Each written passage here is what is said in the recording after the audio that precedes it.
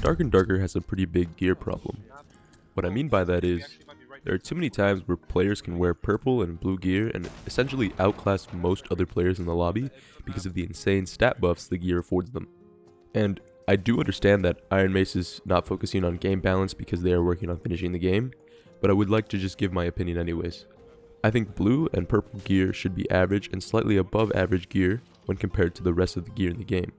And I think this issue is amplified when taking into account purple gear that had lucky rolls on their attribute bonuses.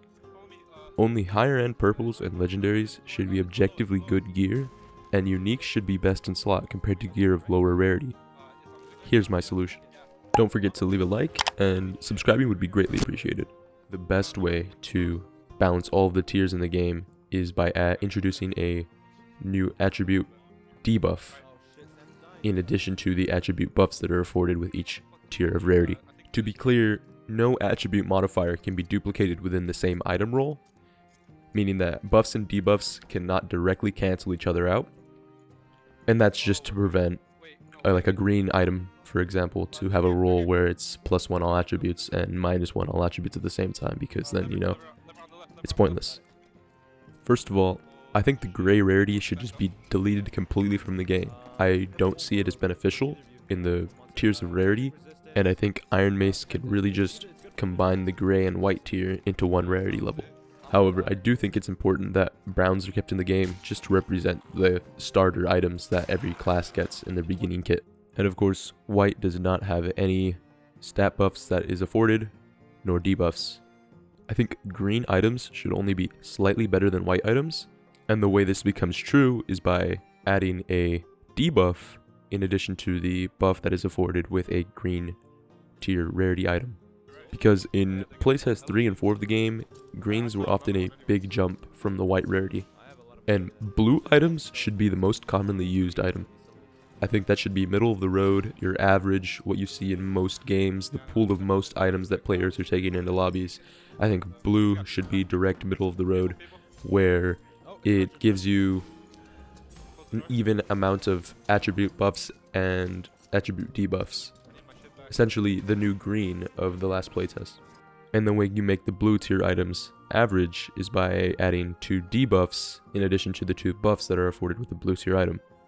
As you can see, the bottom 3 tiers of the game end in a net 0 attribute staff buff and debuff, which balances the bottom tiers and also leads to less gear fear in players who want to bring in blues, greens, and those kinds of items that may have been more valued in the past playtests.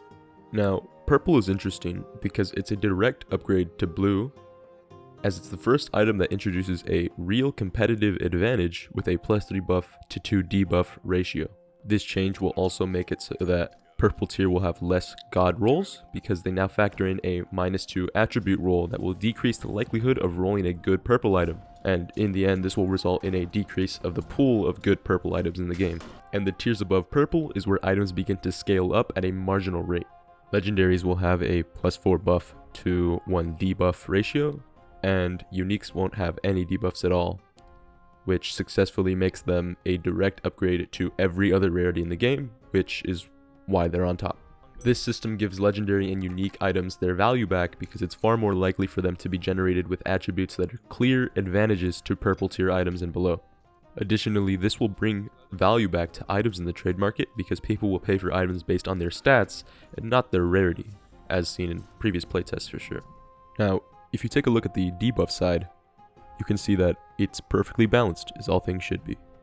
The middle 2 tiers give 2 debuffs, and purple is a direct upgrade to blue, and the topmost and bottommost tiers of the list give no debuffs. I think pendants should follow the same fate as the rest of the gear and get debuffs according to their rarity, but when it comes to rings, I'm going to leave that up for discussion because I really couldn't find an answer for how to solve the issue with rings, because a lot of the times I felt like blue and purple rings were really strong and I just could not come up with a solution. But let me know what you guys think about rings in the comments below. And I'll leave you to the rest of this high roller raid. I hope you all enjoyed, and leave a like if you liked the video. Anyways, that's all from me. Let me know your opinion in the comments, and I'll see you all in the next one.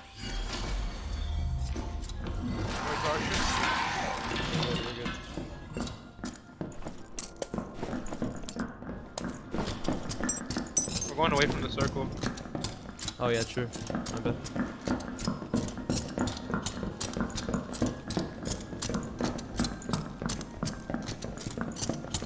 Down blue.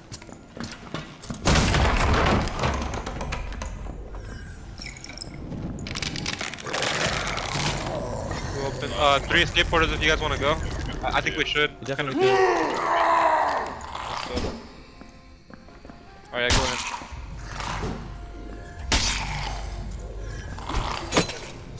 Alright. Oh, you didn't open it? My bad. It's all good. I'm gonna go back to this potion. What's that?